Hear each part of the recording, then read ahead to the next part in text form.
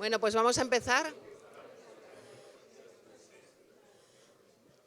Hola, buenas tardes. Vamos a empezar, si quieren. Me encanta ver una sala llena en una tarde tan bonita como esta. Y no sé si esto está funcionando. ¿Se oye? Hola. Se oye ahora, ¿no? Bueno, pues buenas tardes. En nombre de Alianza, bienvenidos todos. Nada, que da gusto ver tanta gente para la presentación de un libro que cuando hay un concierto de Taylor Swift y una tarde de piscina, pues la primera del año casi. Así que mil gracias por estar aquí, bienvenidos. Y es un placer además venir a presentar un libro que nos tiene apasionados en Alianza y además aquí en la Fundación Ortega Marañón, tan relacionada con Alianza históricamente de siempre. Es la primera vez desde que se hizo esta reforma tan preciosa que venimos a presentar un libro, así que es una ocasión estupenda. Y más porque sea pues un libro que nos gusta muchísimo y que está ya despertando comentarios entusiastas. El último de Pablo de Lora, en el centro, bueno, creo que muchos de ustedes le conocerán. Es el tercer libro de Pablo de Lora, en pocos años además, que es un tipo de autor que a mí me encanta, el que publica su libro cada 2 años, después de uno que hace juego, digamos, en el título, Lo sexual es jurídico-político, hace 2 años, y hace 4 años, y El laberinto de género en 2021. Y para los que van a descubrir ahora Pablo de Lora, pues se darán cuenta de que es este tipo de escritor que tanto la historia, la ficción, el estilo como sus propias investigaciones son todo uno. Son libros que se leen como novelas y novelas a las que al mismo tiempo uno aprende mucho y que tienen siempre además, en este caso, una historia muy personal y muy emotiva, que es la historia de la familia de Pablo de Lora, pero también es la historia de este país en los últimos años. Así que es un libro que me parece realmente imprescindible, del que estamos muy orgullosos. Belén Urrutia, que está ahí sentada, ha sido su editora desde hace muchos años en Alianza y hablábamos de esto, ¿no? que realmente el crecimiento de los libros de Pablo es también narrativo, o sea, cada vez escribe mejor. Espero que lo descubran y que lo aprecien, porque es realmente un relato emocionante y con un valor literario que me parece altísimo. Y me encanta presentarlo además con 2 buenos amigos, y uno de ellos también autor muy reciente de la casa, Andrés Trapiello, a la derecha, que como se suele decir no necesita presentación, pero es desde hace una semana autor también de Alianza, cosa que no se pueden imaginar lo que nos enorgullece y lo que felices que nos hace. Y David Mejía, profesor de filosofía, columnista, me dice que no diga periodista, yo hubiera dicho periodista, porque hace, la verdad, para mí las mejores entrevistas que se están haciendo en este momento en cultura en España, o por lo menos en español. Y bueno, creo que la charla entre ellos 3 nos va a dejar momentos inolvidables. Así que gracias a la Fundación Ortega Marañón por acogernos, gracias a todos ustedes.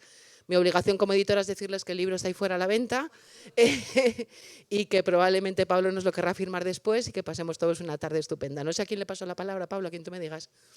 ¿David? Sí. Vale, muchas gracias.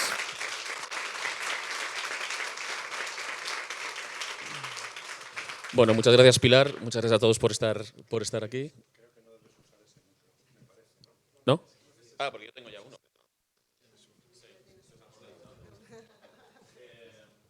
¿Se me escucha? ¿Bien? Ah, fenomenal. Bien, bueno, pues nada, muchas gracias, Pilar. Muchas gracias a todos por estar aquí. Muchas gracias a Pablo por contar conmigo. Es un placer.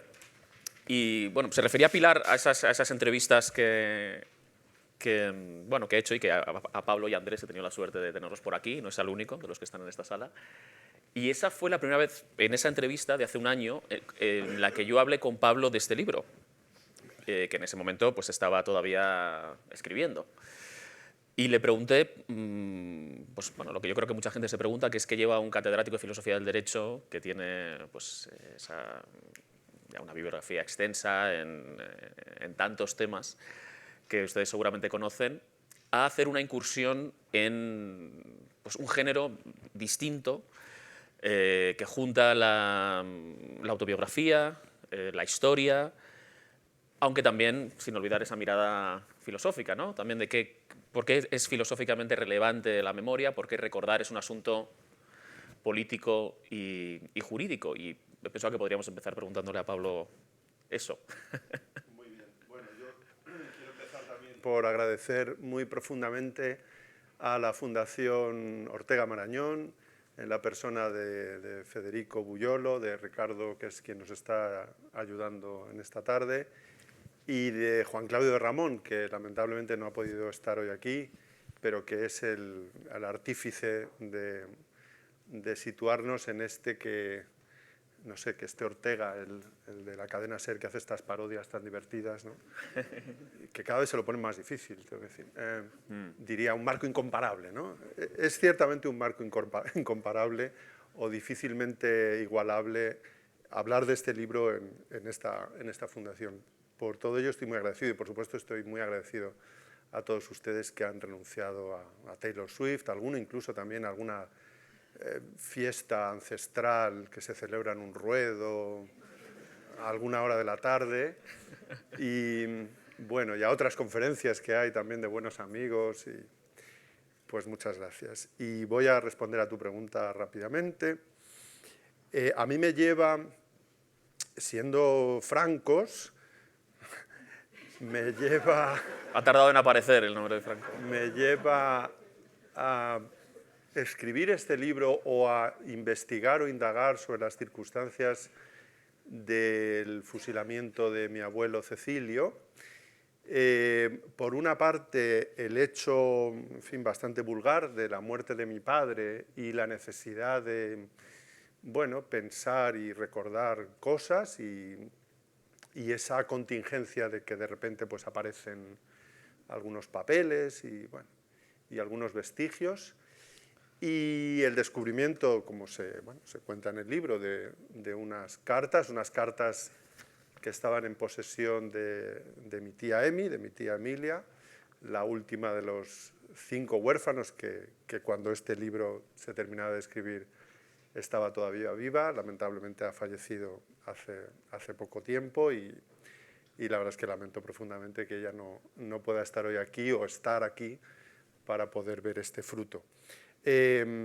Entonces esas cartas, cuando yo finalmente las leo, pues son un impacto, ¿no? Y digamos, ya sabéis que aquí hay muchos juristas y destacadísimos.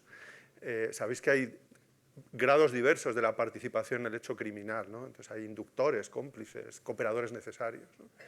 Hay un cooperador necesario clarísimo desde el primer momento, que es un colega o excolega de la Facultad de Letras de la Autónoma, que está por allí, que se llama Pepe Teruel, que con su, en fin, proverbial, digamos, seducción, supo de esas cartas y me enroló en un proyecto de investigación sobre epistolarios inéditos desde 1936, una cuestión sobre la que yo, por supuesto, no sabía nada, hoy tampoco sé mucho más, pero esa fue un poco la excusa o el acicate para, a partir de esa carta, pues yo ponerme a investigar sobre las circunstancias de ese hecho y también sobre las circunstancias de la transición política española, de la legislación memorialística que aparece en España a partir del 2007, etcétera, etcétera.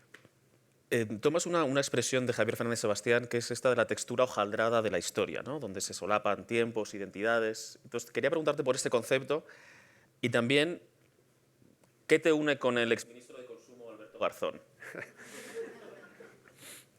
Esto lo teníamos preparado, David. Tan preparado que yo me lo he escrito. Y puedes decir, me alegra que me hayas hecho esa pregunta. Me alegra que me hayas hecho esa pregunta. No voy a leer.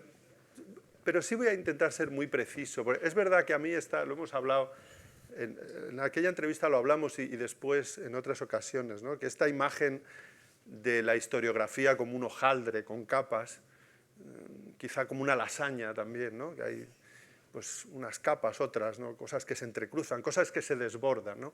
Bueno, pues yo voy a contar algo que podríamos decir se desbordó, ¿no? O los recortes de la lasaña. Y lo voy a hacer leyendo para ser absolutamente preciso. Me voy a poner mis gafas porque si no, no voy a poder leer. No vas a poder ser preciso si no sé. No voy a poder ser preciso. Bueno, esto arranca en un legajo que hoy, como tantas otras cosas de la causa general y tantas otras cosas, están disponibles electrónicamente, ¿no? Es el legajo de 27 de noviembre de 1936, en el que el delegado de Orden Público de Madrid, Segundo Serrano Poncela, ordena al director de la cárcel de San Antón que ponga en libertad a los individuos que a continuación se detallan. Y esa lista cuenta con, los he contado y además al final a lápiz se indica, ¿no? 183 nombres. Mi abuelo Cecilio de Lora Ibáñez era el número 154. El que hace el número 175 es Eduardo Garzón Morillo. Damos un salto. BOE, Boletín Oficial del Estado, de 28 de abril de 1944. Se publica una orden del Ministerio de Marina, de 22 de abril de 1944, donde se concede plaza de gracia en las escuelas y academias de la Armada a los huérfanos del teniente de infantería, don Eduardo Garzón Morillo, y cito, asesinado por los rojos en Paracuellos del Jarama, el día 28 de noviembre de 1936. Los huérfanos son Eduardo, José Antonio, Alberto y Francisco Garzón Sabina. A María del Carmen Garzón Sabina, la quinta, se le concede el mismo beneficio en concursos dependientes de la Marina, y cito, a los que por su sexo pueda concurrir. Bueno, ponemos el reloj de este famoso coche que aparece en Regreso al Futuro, que, en fin, se llama el DeLorean, ¿no? 3 de junio de 1974. La agencia Cifra da la noticia de que, titular, vuelven a su actividad los círculos de José Antonio. Lo hicieron en Málaga, en una reunión con asistencia de numerosos afiliados a los que se dirigió el presidente del círculo, don José Antonio Garzón Sabina, uno de los 5 huérfanos. Seguimos viajando en el DeLorean. 2 de septiembre de 2018. En el diario.es, Alberto Garzón Espinosa reclamaba la derogación de la Ley de Amnistía de 1977 para poder, y cito, perseguir los crímenes del franquismo. Alberto Garzón Espinosa es hijo de Alberto Garzón Blanco, nieto de José Antonio Garzón Sabina y bisnieto del teniente de infantería Eduardo Garzón Morillo, asesinado en Madrid el 28 de noviembre de 1936. Pero diríamos que en el hojaldre de su identidad, lo que más interesa constatar es que era, entonces, coordinador de Izquierda Unida, militante del Partido Comunista de España y posteriormente ha sido, como decías David muy bien, ministro de Consumo en el gobierno de Pedro Sánchez. En 2018, o sea, 82 años después del fusilamiento de su bisabuelo, 79 años tras el fin de la Guerra Civil, 62 años después de que el Partido Comunista llamara a la reconciliación de los españoles, a terminar con la división abierta por la Guerra Civil, 43 años después de la muerte de Franco, 41 años después de la promulgación de la Ley de Amnistía y la celebración de las primeras elecciones democráticas, Alberto Garzón Espinosa reclamaba la derogación de la Ley de Amnistía para perseguir los crímenes del franquismo, crímenes que a su juicio, y a juicio de no pocos, ni prescriben ni son amnistiables. No tardó mucho más. En diciembre del año 1976, 9 años antes de que naciera Alberto Garzón Espinosa, Santiago Carrillo, el histórico secretario general del Partido Comunista de España y para muchos responsable de las sacas que condujeron al asesinato de miles como el bisabuelo de Garzón, era detenido en Madrid. El 23 de diciembre de 1976, el editorial de Diario 16 afirmaba que a Carrillo no se le podía juzgar, cito, por supuestos crímenes de guerra, que después de tantos años hubieran prescrito hasta en la Uganda de Idi Amin. A esa tesis se sumaba un entonces joven letrado del Consejo de Estado, de nombre Miguel Herrero y Rodríguez de Miñón, quien poco más de un año después se convertiría en uno de los llamados padres de la Constitución. Es más, el Decreto Ley 10/1969 de 1 de abril había declarado prescritos automáticamente, sin necesidad de declaración judicial alguna, todos los delitos cometidos con anterioridad al 1 de abril de 1939. ¿Había de cumplirse esa amnistía franquista para no proceder contra Carrillo? ¿O eran los suyos delitos imprescriptibles frente a la voluntad del dictador? No pocos de los más papistas que el Papa, el llamado búnker, diríamos los más franquistas que Franco, aducían la imprescriptibilidad, como Garzón, muchos años después, frente a la ley de amnistía del 77, una amnistía que Carl Schmitt describía como terminación de la guerra civil en una tribuna de título Amnistía es la fuerza de olvidar, publicada en El País un 21 de enero de 1977. Bueno, pues esta es la lasaña que yo he intentado cocinar. No esta concretamente, pero una bastante parecida a esta. Otra discusión o conversación sobre el doble rasero se puede tener a partir de las actuaciones de otro Garzón, en este caso Sí. Baltasar Garzón. Sí, que en un momento dado, bueno, en un primer momento archiva ad limine, como dicen los juristas, una querella de nuevo, en un momento, pues, a mi juicio ya muy extemporáneo. Si lo era en 1976, excuso decirlo que me parece que esa querella suponía, de ahora no recuerdo exactamente la fecha, pero vamos, mucho tiempo después, ¿no? Contra De la Carrillo. Asociación de Mártires de Paracuellos contra Santiago Carrillo. Una querella, insisto, perfectamente archivable como él hizo, ¿no? Pero me temo que también como perfectamente archivable eran otras causas que luego, digamos, surgieron de la otra parte, ¿no? A raíz de esto, hay un tema que a mí me interesa particularmente, y lo hemos hablado en otra ocasión, que es sobre el capital simbólico que tienen ciertos muertos de la guerra civil y otros que no lo tienen, ¿no? Y el caso de Alberto Garzón es interesante, porque evidentemente si su bisabuelo hubiera muerto en el otro bando, no nos habríamos enterado, ¿no? Y seguramente lo hubiera publicitado de muchas maneras, ¿no? Y esto es algo que también sucede con tu abuelo, es decir, donde tú mismo hablas que es una especie de mancha en la biografía de tu padre, ¿no? El tener a un padre que ha sido fusilado en Paracuellos. Y yo me permito contar una cosa personal, hablando de esto. Yo sabía que mi bisabuelo había muerto también en Madrid en 1936, pero no conocía las circunstancias. Y pregunté a Pedro Corral, ahí sentado, dándole los datos, y me confirmó que efectivamente también había muerto en Paracuellos. Y es algo que no sabía mi padre, que no sabía su hermana, tampoco, ¿no? Es decir, el desinterés que hay hacia determinados muertos es algo que, ¿no?, siendo la guerra lo que, de nuevo, todavía se utiliza para generar tanto capital político en el presente, la indiferencia que hay hacia ciertos muertos me llamó la atención y, bueno, en este caso compartía ese capítulo. Y quería preguntarte por esto. Yo, bueno, es algo que digo en el libro más como una conjetura de psicología barata que otra cosa, ¿no? Yo creo que en el caso concreto de mi padre, no puedo hablar por el resto de los huérfanos, ni mucho menos, aunque sí diré algo de quien ha sido también absolutamente decisivo para que yo pueda escribir este libro. Hay algo de eso, es decir, hay algo de pensar que bajo una lectura quizá maniquea o desinteresada, una persona como fue él, antifranquista, bueno, no sé si de muy primera hora, pero desde luego en un momento donde todavía era complicado ser antifranquista,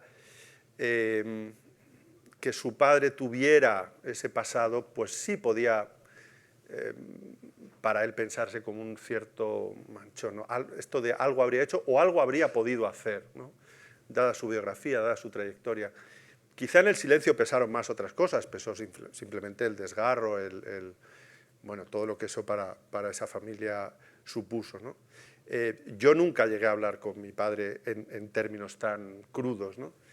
Y sin embargo sí he podido leer de primera mano, ¿no?, a quien fue, y es una persona a la que, insisto, este libro le debe muchísimo, ¿no? Mi tío Paco Gómez Cafarena, yo le he podido leer a él, como familia también de vencedores, una mirada muy caritativa, muy consciente de que, desde luego en el primer franquismo, en la primera represión, él pudo decir aquello de no era esto, no era esto. Es decir, ha habido también un bando vencido al que, digamos, se está juzgando en términos términos impropios, en términos inicuos. Y bueno, creo que ahí pesan consideraciones de muy distinto orden, que tienen mucho que ver con lo biográfico, ¿no? Pero sí, creo que hay esas dos cosas. Y es muy buen ejemplo el de Alberto Garzón, quizás muy lejano, ¿no? El bisabuelo. Quizá también en muchas de las familias de los vencedores, quizá no, seguramente hubo suficientes reconocimientos, hubo suficientes desagravios, a diferencia de los del otro bando, ¿no? Eso también obviamente hay que decirlo. Bueno, hago una pregunta más y le cedo la palabra a Andrés. Desde el punto de vista ya de filósofo de derecho, donde te preguntas, bueno, ¿por qué es relevante o por qué es moralmente y jurídicamente relevante pensar en el pasado? Y aquí es donde se entrecruza tu inquietud por revisitar tu historia familiar, tu inquietud por conocer pues algunos rincones menos explorados de la historia de España, pero también por entender un poco cuál es el contexto político en el que todo esto sucede. Es decir, este libro evidentemente no se puede desvincular de un momento personal tuyo, como decías, la muerte de tu padre, el encuentro de aquellas cartas, pero tampoco del contexto tan memorialista que estamos viviendo, ¿no? Entonces, ¿a qué conclusiones llegas o has llegado sobre estas preguntas de qué hacer con un pasado sucio, cómo articular el francoceno en el que tú has bautizado y demás? Bueno, hay una, digamos, reflexión quizá muy banal cuando uno investiga estas cosas, no sé si a Alberto Garzón Espinosa le habrá pasado lo mismo, que es descubrir cómo, un poco a la manera esta de Regreso al Futuro, ¿no? Para los que hayáis visto la película lo recordéis, ¿no? Cómo la ecuación existencial de uno, de cualquiera de nosotros, tiene en algún momento un factor que es lamentable, ¿no? Que uno no puede sino repudiar.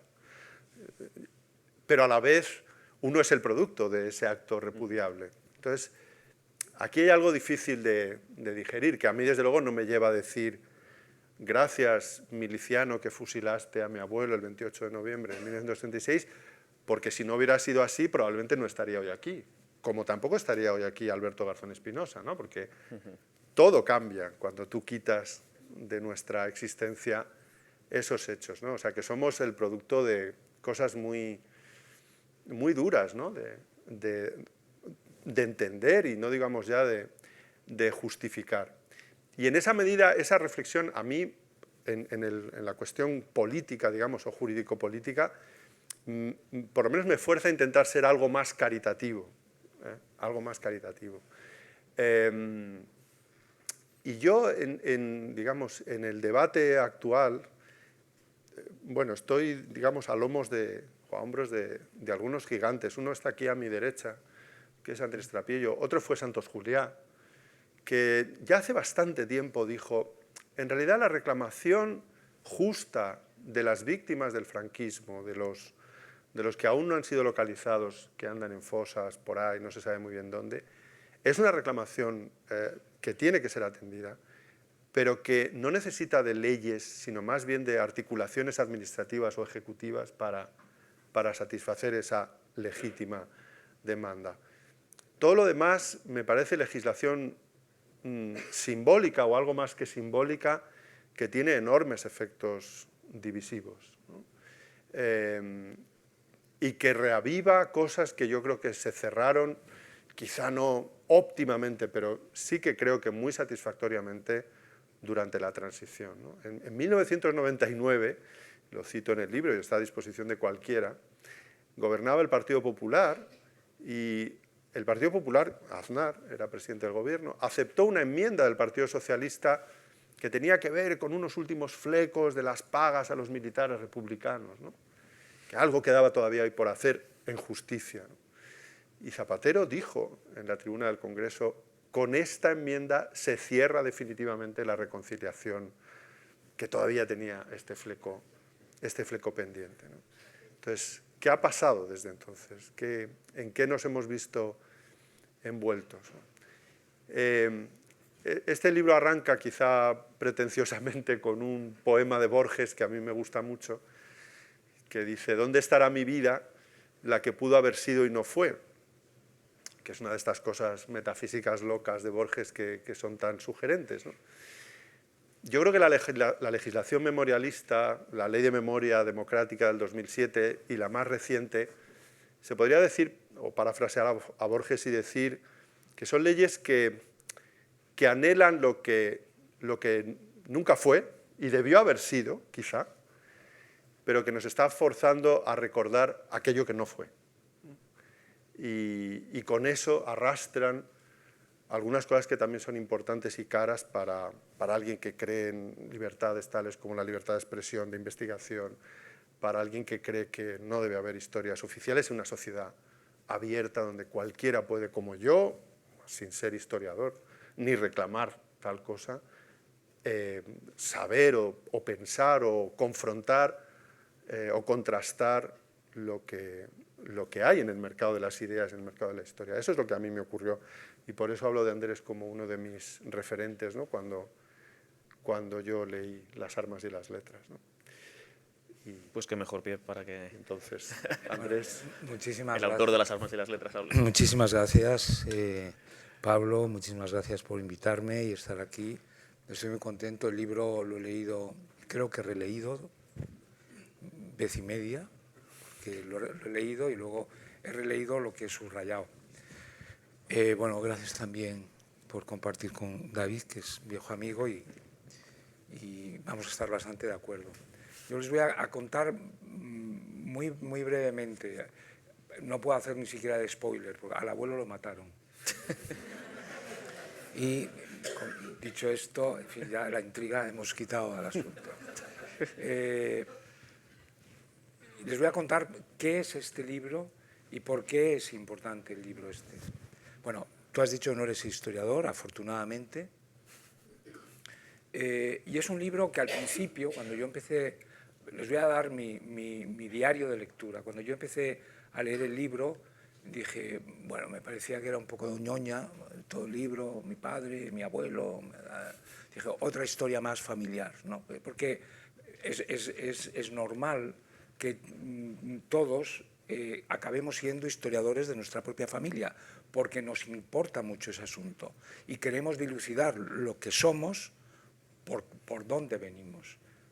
No es tanto, venimos de los muertos, pero no para vivir de los muertos, que es lo que hace este Sánchez, ¿no? Que vive de los muertos y para los muertos, ¿no? Que tú vives de tus antepasados, pero como un rito de paso para lo más importante. Digamos, estos dos primeros capítulos, un paréntesis, yo creo que estamos siendo injustos con Zapatero y con Sánchez, porque con la Ley de Memoria Histórica, gracias a estos dos, se están escribiendo libros en España muy buenos, que seguramente no se habrían escrito de no haber sido ellos, no haber persistido en algo tremendo. Yo hace, creo que un mes, en este mismo sitio, presentábamos uno de los mejores libros que yo he leído en los últimos 20, 30 años sobre guerra civil, Fuego Cruzado, de Álvarez Tardío y Fernando del Rey, que es extraordinario y que también les aconsejo. Primero compren este y luego compren el otro. Y es un libro que cuenta los 5 meses de Frente Popular y la violencia, es decir, porque esto sale de allí. Es decir, lo que sucede aquí sale por los 5 meses previos, sin los cuales esto no se explicaría. Entonces, los dos primeros capítulos que tú has escrito son de un aficionado que va a contar, que se ha encontrado, que es verdad, unos manuscritos, un diario, unas cartas, que se impresiona, porque de eso no sabe, él no tiene idea. Entonces, el shock es enorme, ¿no? El shock familiar, porque hace referencia a cosas que son reales. Pero inmediatamente, poco a poco, se va produciendo una especie de friso o de puzzle hecho un poco muy amateurmente.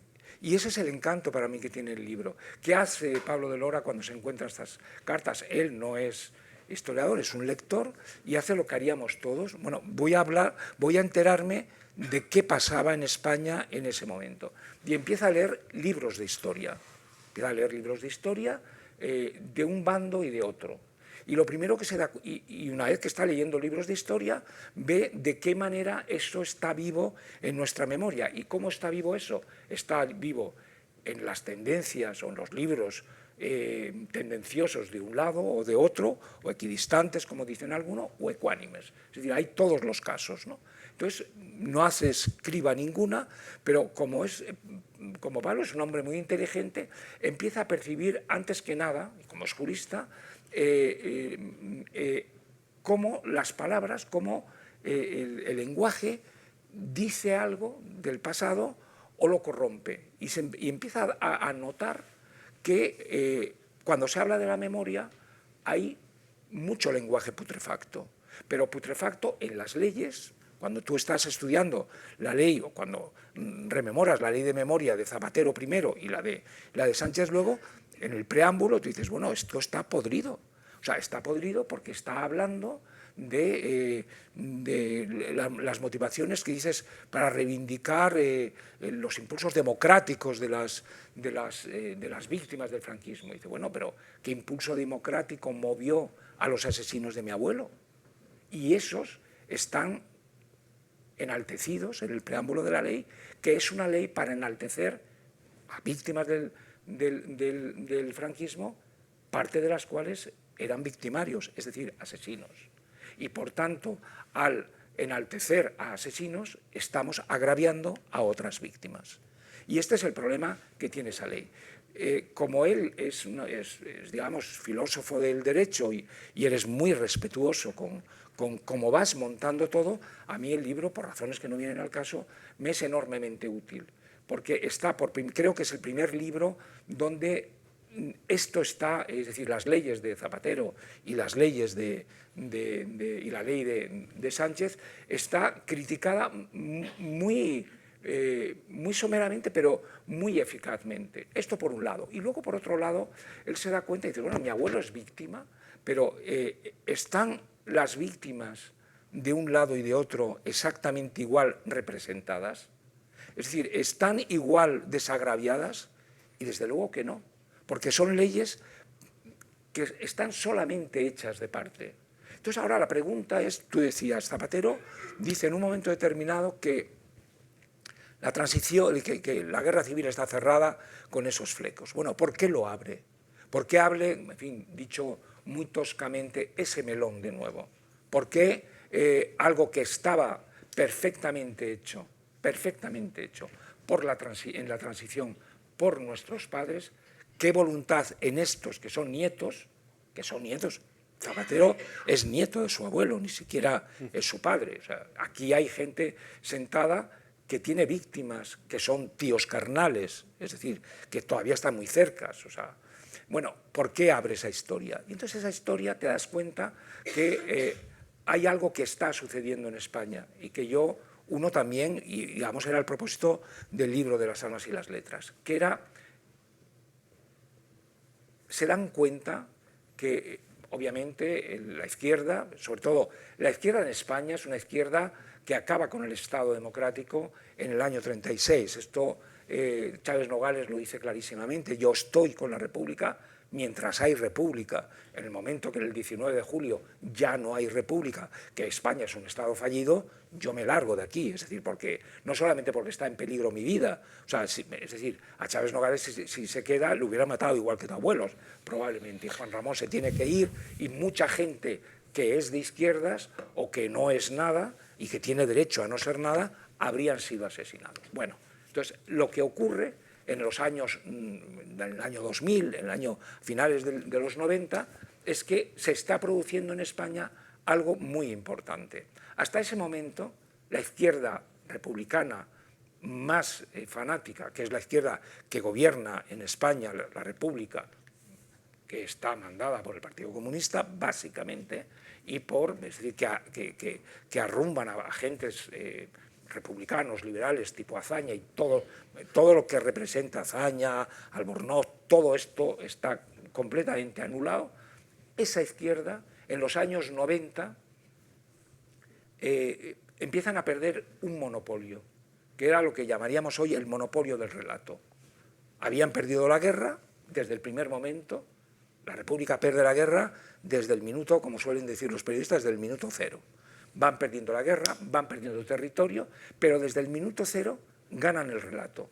El relato con puntales muy bien hechos, propagandísticos. El asesinato de García Lorca, real, otros magnificados como lo de Badajoz, otros ocultados como lo de Paracuellos, etc. Es decir, manejan la propaganda en los dos sentidos muy bien manejada. Pero, ¿qué ocurre a lo largo del tiempo? Llega la democracia y empieza la gente a hablar. Y empieza a volver la vista al pasado y ver que las cosas no son como las han contado. Y los que se sienten o se dicen herederos de esa república fanatizada, la república del no pasarán, entonces se dan cuenta de que están perdiendo el relato. Y dicen, esto no puede ser. Y reavivan otra vez la guerra civil. Y vuelven a sacar otra vez lo de las víctimas del franquismo, que, insisto, muchas eran víctimas inocentes y otras eran victimarios. Entonces, el libro tuyo lo que plantea muy bien es, desde un punto de vista familiar, si quieres, doméstico, los agravios comparativos que se están produciendo constantemente. Tú citas un caso que es flagrante, que es el caso del malagueño, del filósofo de Javier Muguerza. Javier Muguerza dice, bueno, los hermanos García Noblejas, que además yo estaba en esa decisión, o sea, porque la ley cuando yo estuve en el comisionado de la memoria histórica, lo que aplicábamos era la ley de memoria de Zapatero, y yo acepté, propuesto por Ciudadanos, participar en esa historia del comisionado para intentar aplicar una ley mala de una manera racional. Es decir, Izquierda Unida y Podemos pretendía cambiar en Madrid 350 nombres de calles. O sea, esto era un disparate y dije, bueno, pues por lo menos lo reducimos. Tú te refieres a las calles de García Noblejas. Con la ley en la mano, aunque perdimos el recurso y perdimos también el de Millán Astray con una sentencia muy ridícula, con la ley en la mano no pueden tener una calle. No la pueden tener con esa ley. Pero vamos, que con esa ley tampoco en España puede tener una calle Miguel de Unamuno. A Miguel de Unamuno habría que quitarle todos los institutos que tiene en España, todas las calles, porque es un hombre que enalteció la guerra civil desde el primer momento y además de una manera activa y violenta. Luego pasó, digamos, la famosa fiesta del 12 de octubre, donde se desdijo, pero la ley no dice los que se desdijeron. O sea, la ley habla solamente de los que se pronunciaron. Entonces, tu libro está constantemente comparando esas cosas de una manera muy sensata. Y al final, ¿cuál es la conclusión? Pues la conclusión es que es bastante desesperanzada, para mí por lo menos, porque dices, bueno, todo lo que tú presentas en el libro, nosotros el comisionado, porque tu libro lo que evidencia muy claro es que hay muchas víctimas que son victimarios, que muchos de estos victimarios no pueden ser considerados, como los consideran las leyes, luchadores por la democracia y la libertad, que eso es una aberración, y que no se puede mantener una ley que está permanentemente agraviando para desagraviar. O intentan desagraviar justamente porque quieren agraviar. Es decir, porque quieren finalmente ganar la guerra civil, que perdieron hace 80 años. Es decir, esto es lo que da tu libro. ¿Y por qué es la desesperanza? Pues la desesperanza viene, que allá aplicamos una cosa, digamos, una experiencia propia, es que Mariano Rajoy, cuando tiene la mayoría absoluta, pudo modificar o cambiar o suprimir la ley de Zapatero, y no lo hizo. Y yo no creo, ¿verdad?, que si Feijóo lo hace, o sea, si Feijóo llega al gobierno, llegará a revisar toda esta ley. Entonces, ¿a qué esperamos? Pues esperamos a que el tiempo, es decir, a recuperar 50 años que hemos perdido, o ahora menos, pues son 30 años de estas leyes, que hemos perdido en reavivar algo en lo que solo tenían una jurisdicción nuestros padres, que son exactamente los que tenían la memoria viva de lo que ocurrió. Y eso fue un pacto entre ellos. O sea, mi padre, que era de Falange, y Carrillo, que era comunista, llegaron a un acuerdo hipotético. De esto no vamos a hablar, porque de esto los dos tenemos muchas cosas de las que avergonzarnos. Y si abrimos este capítulo de la historia, no va a servirnos para la convivencia, porque volverán los agravios, volverán otra vez las comparaciones, etc. Que esto es lo que está sucediendo. Yo diré que el libro, que una de las cosas que más me gusta de tu libro, está trufado todo él de lo que hace un espontáneo como tú en la historia, que es vas leyendo, como yo también, es decir, que a mí una de las cosas que más me han achacado del libro, es que de las armas y las letras, es que no tienen notas a pie de página, pero yo es que he dicho, es que yo no tengo estudios, o sea,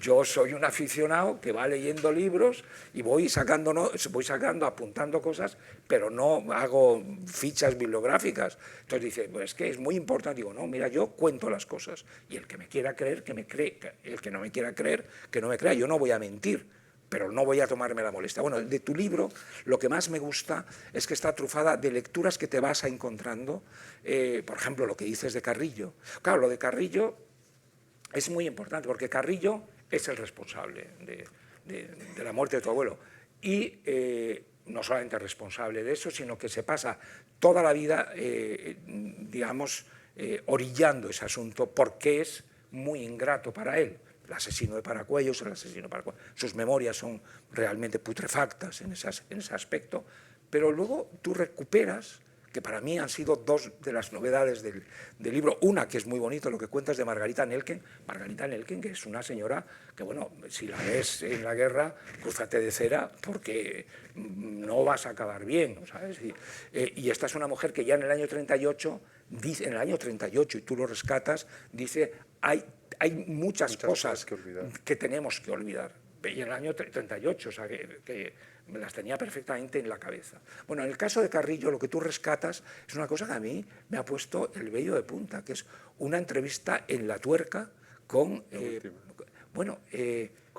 yo eso sí que no se lo leo para no hacer de spoiler, pero me ha recordado mucho a una cosa que cuenta Machado.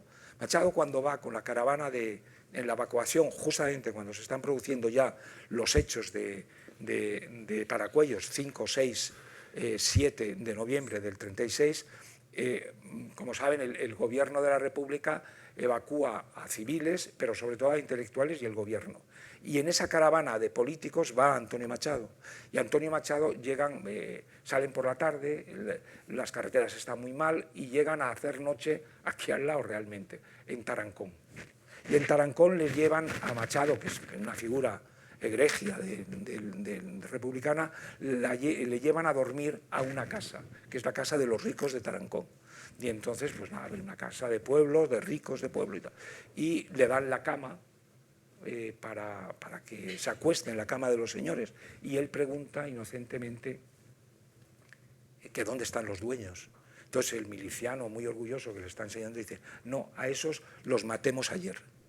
Entonces Machado se queda impresionado y pasa esa noche durmiendo en la alfombra. Bueno, pues lo de Carrillo, que tú cuentas, lo que cuenta a Pablo Iglesias, es más o menos esto. Sí, lo de Paracuellos los matemos ayer, pero gracias a eso Madrid no se rindió. Este es el resumen. Claro, esto le pone a uno, primero, Madrid no se rindió en el 36, pero se rindió en el 39, con lo cual esos 2.000 muertos no sirvieron ni siquiera para el propósito del que está hablando. Bueno, pues todo el libro, bueno, obviamente dice los matemos ayer, bien matados estás, porque de ese modo no entró la quinta columna, no triunfó en Madrid. Y Pablo vuelve a hacer otra cosa que está muy bien recogida, que es también de aficionado. Dice, ojo, que lo de la quinta columna tampoco es una invención de Mola, porque él decía, como es que decía Carrillo, no, es que Mola había dicho que iba a entrar la quinta columna y que iba a tal, y entonces Pablo, que ha leído a un historiador muy desprestigiado en la Universidad Española, en los Preston, los Viñas, todos estos que son realmente lo peor que ha habido en la literatura histórica española, o sea, es decir, que es una cosa pavorosa, porque yo estoy convencido que mienten y saben que mienten, y lo saben perfectamente, porque los datos son, bueno, Julius Ruiz, que por cierto, tú sabías que Julius Ruiz era el hijo del historiador, del periodista, que está en Inglaterra, que circula uno de los mejores bulos de la guerra, pero que está bien traído, que es el discurso de Salamanca, está de Millán Astray, el venceréis y no convenceréis. Esto es un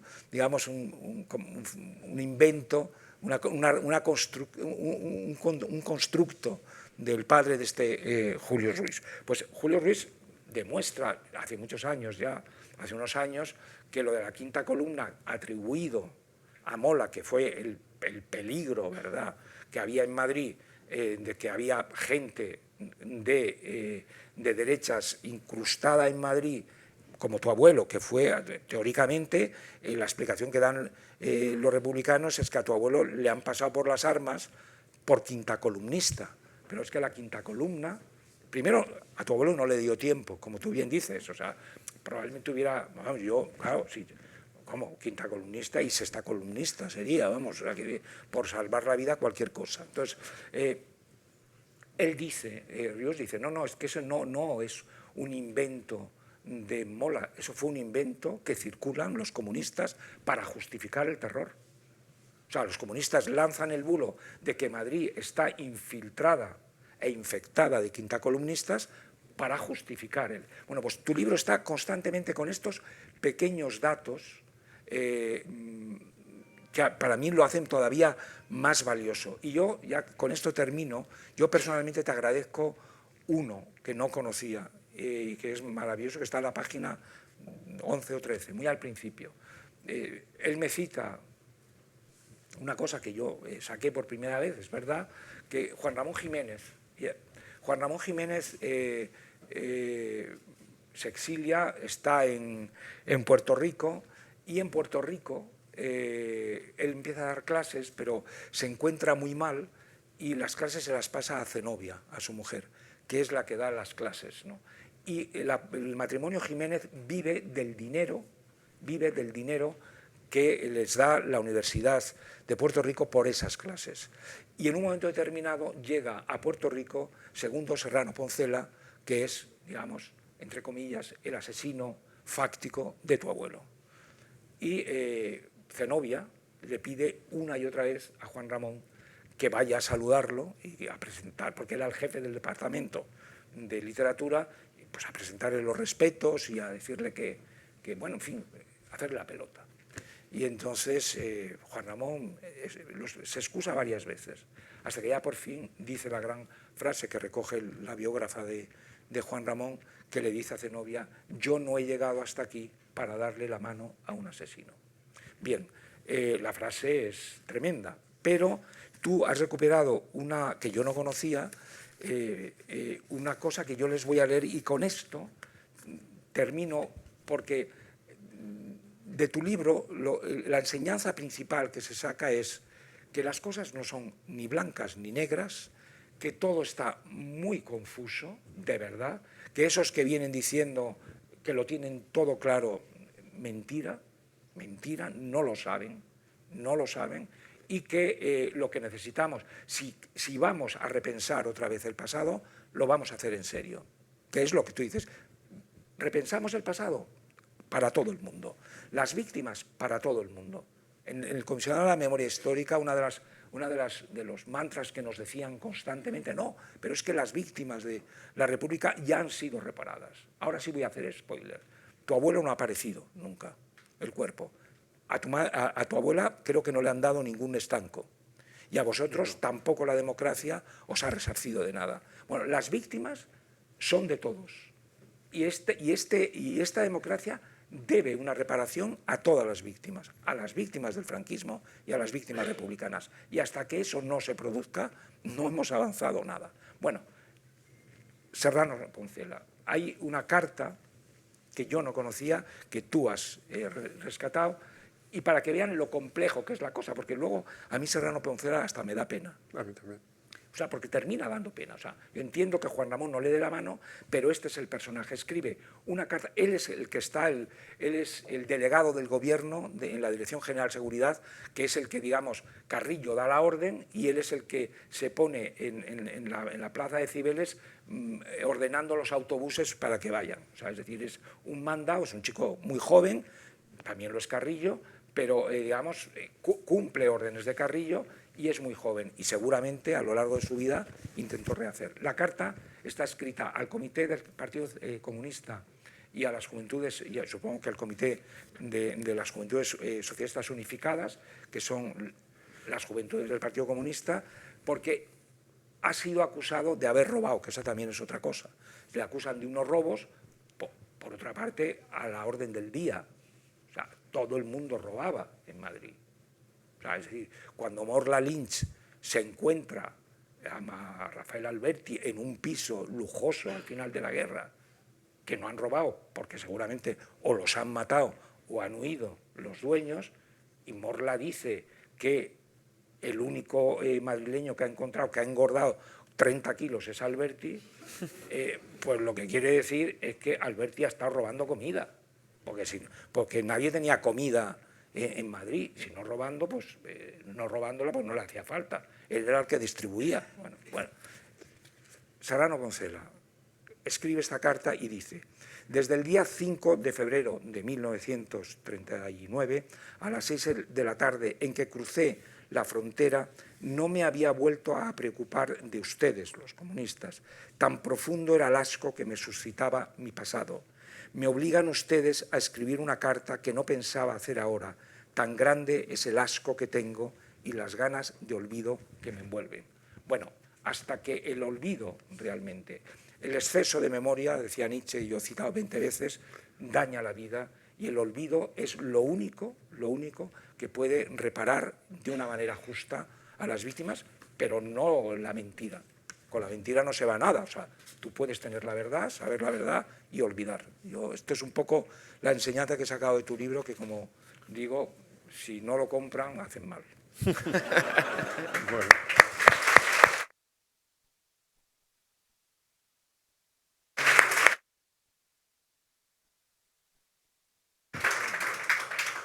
Bueno, creo que muchas gracias, Andrés. A las 8:30 nos han avisado que nos echan de aquí sin remisión y bueno, yo estoy encantado, por supuesto, de quien quiera que le firme un libro y demás. Oye, yo puedo hacer una pregunta también, sí, antes de nada, que es la que traía. ¿Tú crees posible una desactivación de la Ley de Memoria Democrática? Es decir, legalmente, tú eres jurista, si eso se puede hacer. Bueno, estamos viendo algunos, voy a responder, y luego quería decir otra cosa, pero estamos viendo algunos intentos por parte de algunas comunidades autónomas con el resultado que supongo que la mayoría de ustedes ya conocen, ¿no? Y es, por un lado, planteamientos de conflictos de competencias ante el Tribunal Constitucional, y todo ello, además, supuestamente sustentado en unas vulneraciones del derecho internacional de los derechos humanos. O sea que el clima no lo favorece, desde luego. El clima, digo, o mejor dicho, el contexto político. Por eso te lo pregunto. Sí. Yo, vamos, y lo he dicho por escrito, yo creo que la desactivación que tú llamas consiste en la derogación de esas normas, lisa y llanamente, y digo de las normas que en estos casos existían en la Comunidad Autónoma de Aragón, en Valencia, en Castilla y León y en otras, y la articulación de, como decía antes, medidas ejecutivas, administrativas, que favorezcan la recuperación en la medida en que sea razonable, posible hacerlo, ¿no? Pero me parece que esas leyes que ahora pretende el Partido Popular de reconciliación o de conciliación, en alguna medida incurren en un pecado parecido, ¿no? Entonces, yo estaría por la desactivación completa, que es la derogación lisa y llana de esas normas, lo cual, insisto, no quiere decir que habiendo procedido a esa derogación no se puedan activar mecanismos para que esas demandas sean satisfechas, porque, insisto, muchas de ellas creo que son muy justas, ¿no? Yo quería decir, para quizá terminar, si os parece, lo siguiente. Yo pertenezco a esta familia que se cuenta en este libro, con todas sus aristas y complejidades, como casi la de cualquiera de los que están aquí presentes, sino todos los que están aquí presentes. Y luego pertenezco a una generación de nietos de algunos académicos que podríamos decir fueron, sobre todo con la cabeza más representativa, fueron perdedores de la guerra civil. Una tradición académica de vamos a llamarlo así, ilustrados perdedores o perdedores muy ilustrados, ¿no? Una tradición que hunde sus raíces en el krausismo, en el regeneracionismo, en la mejor socialdemocracia que ha vivido este país en los años 60, 70, 80 y no sé si me puedo prolongar mucho más.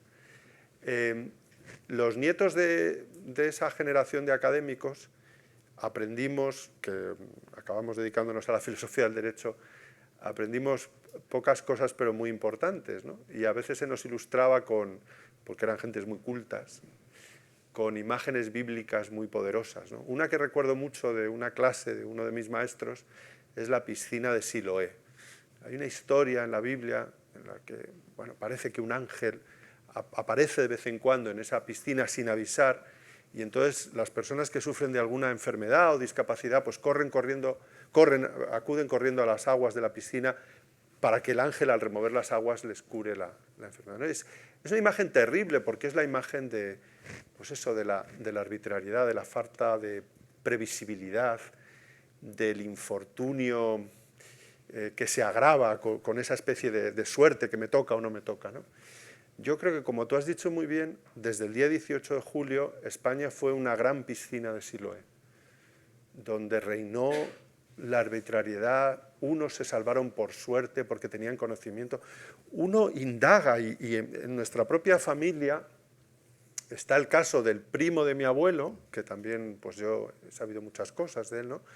Su primo carnal, con el que comparte Academia de Infantería en Toledo y que es salvajemente apalizado en Ceuta cuando estalla el golpe de Estado y después fusilado y tirado a una fosa común, ¿no? Cristóbal de Lora. Está un primo carnal de mi abuela que fue juez durante la República, accidentalmente, y que, bueno, tú vas leyendo en el archivo como un aficionado, como tú dices muy bien, dices, bueno, a este señor le caerían un montón de años tras la terminación de la guerra. Pues no le caen tantos y tampoco sabes muy bien por qué, y le ponen en libertad enseguida, uno diría, ¿no? Entonces, esa piscina de Siloé, que por cierto fue también inmediatamente después de terminada la guerra, esas incriminaciones basadas en que eran los vencidos los que se habían sublevado, ¿no? O sea, era lo que aquello que llamó Ramón Serrano Súñer la justicia al revés, ¿no? Por no decir una amnistía que no era una amnistía, digo la del 39, era una especie de revisión del pasado de acuerdo con la cual los hechos cometidos por las buenas causas del 14 de febrero del 31 iban a ser atípicos, ¿no? O sea, todo eso es lo que en mi generación aprendimos como algo que había que no ya echar al olvido, bueno, quizá tenerlo ahí como referencia de lo que no debe ser, pero desde luego desterrarlo, ¿no? Entonces, esa desesperanza yo la comparto en alguna medida contigo, porque es verdad que, siendo la ley del 2007 una ley que a mí me pareció inoportuna, la última me parece que proyecta la sombra del ángel de la piscina de Siloé otra vez, ¿no? Es decir, ¿por qué vamos a retrasar hasta ya entrado el gobierno socialista la investigación sobre delitos, posibles vulneraciones de los derechos humanos, cuando ya hay una Constitución desde 1978, unos tribunales, un Tribunal Constitucional? Y la impresión es que solo se hace por puro tacticismo político, ¿no? Entonces, eso para esa que es mi tradición no puede ser sino un motivo de cierto desconsuelo. Pero bueno, yo no quiero terminar con una nota así de desconsuelo. Quería decir una última cosa de agradecimiento. Sí, yo hay una cosa que quiero añadir con lo tuyo. El otro día estaba con una persona de las que nombró Zapatero justamente en la comisión para el estudio de la resignificación del Valle de los Caídos, y esta persona me contó que la locura del asunto, porque ellos habían tomado la decisión de que el Valle de los Caídos no se podía tocar, porque entre otras cosas está todo compactado, está ya colmatado todo y fosilizado, en fin, y que si empiezas a hacer agujeros se cae la bóveda, se cae en fin, todo ese tipo de cosas. Pero que el problema que ha tenido es que ha habido un juez que admite una demanda de unos familiares, 16 familiares, están allí enterradas 40.000 personas, y el juez admite esa petición de exhumación y de ADN. Y eso tendría que haber sido la actuación, que no ocurrió, de un abogado del Estado que hubiera dicho esto es inviable desde el punto de vista del Estado, y se acabó. Pero no, justamente el clima que hay, que tú también hablas mucho de los climas que propician las injusticias, y entonces ese abogado del Estado se inhibe y dice, no, si el juez ha dicho esto, yo aquí no. Entonces, digamos, lo que estamos viendo es que las medidas que tú dices que podrían sanar esta sociedad, que serían medidas administrativas puras y duras, están tan politizadas que no tienen operatividad, ¿no? Entonces, ya mi última pregunta, que te la ha hecho David también, y que insisto, David decía que en las familias de derechas, con víctimas de derechas, no hablan o no se refieren a dan por terminado esto. En cambio, buena parte de las de izquierdas, digamos, las han circulado, las han altavozadas, no sé cómo se dice. ¿Por qué crees tú que es eso? De verdad que yo me gustaría, bueno, y puede ser, a lo mejor tú mismo te podrías ocupar, ¿no? Yo no tengo una respuesta... Pero ¿estás de acuerdo en el planteamiento? No, yo creo que es un diagnóstico que vale la pena, por lo menos, sacar el fonendo y empezar a auscultar. Porque es así, o sea, la intuición, y algo más que la intuición, dice que esto es así. Ahora, las razones de por qué, yo no las tengo claras, honestamente. Bueno, y una última cosa que quería señalar tiene que ver con agradecimientos. Me estaba acordando ahora, a propósito de lo que hablabas de las medidas administrativas. Y esto es muy de Santos Juliá también, ¿no? Él siempre, y no solo él, siempre objetó, y creo que con muy buenas razones, a esta externalización de esos trabajos necesarios de exhumación y localización y demás a las asociaciones memorialistas. Yo creo que ha tenido que ser desde el primer momento el poder público el que encarara eso, porque el resultado quizá es anecdótico, pero está ahí, ¿no? Es que en ocasiones la asociación memorialista de turno, que es de una parte, tú esto lo conoces mucho mejor que yo, encuentra en esa fosa restos de ambos contendientes y solo interesan unos y no los otros, y entonces se sacan... Es increíble. Bueno, eso lo conoce muy bien, mejor que yo, Pedro Corral, ¿no? Una fosa común donde... Claro, donde pudo haber... que hay muchos republicanos y aparecen 2 soldados franquistas. Entonces alguien dice, oye, esos soldados, dice, no, esos no, porque están fuera de contexto. Claro, entonces... Que es increíble. Entonces, eso solo ocurre porque quien hace esa tarea no es un poder público que está ahí para todos, ¿no? Para los recuerdos de todos, ¿no? Bueno, yo quería finalmente, antes decía que hay distintos grados de participación en el delito en este libro. No me voy a extender mucho porque habría muchos agradecimientos, pero sí hay algunas personas que han sido muy importantes para ello y las quiero mencionar. Antes ya he mencionado a Pepe Teruel, al que agradezco que me acompañe hoy. Por supuesto a Pedro Corral, que desde el primer momento me ayudó como pocos a poder hacer esta tarea que ni siquiera hubiera sido la de un aficionado, hubiera sido un absoluto fracaso. A mis lectores de algunas primeras versiones o animadores, a Ana, a Lola, a Amalia Pulgarín, una amiga y también profesora de literatura estupenda que está en Granada, a personas que me han animado a hacer este libro, a escribirlo, a ponerme a ello,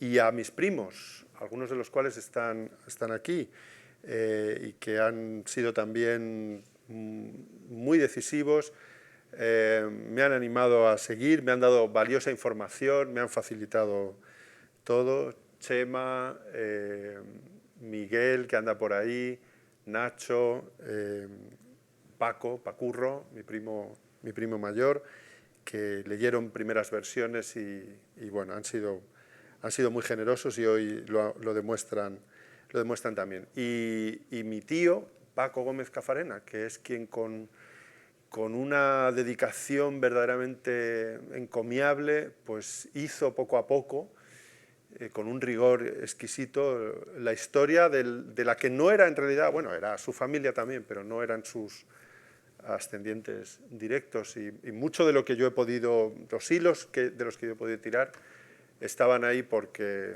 durante muchas tardes, durante muchos años, Paco Gómez Cafarena se dedicó a ponerlos negro sobre blanco. Y de nuevo, muchas gracias a todos.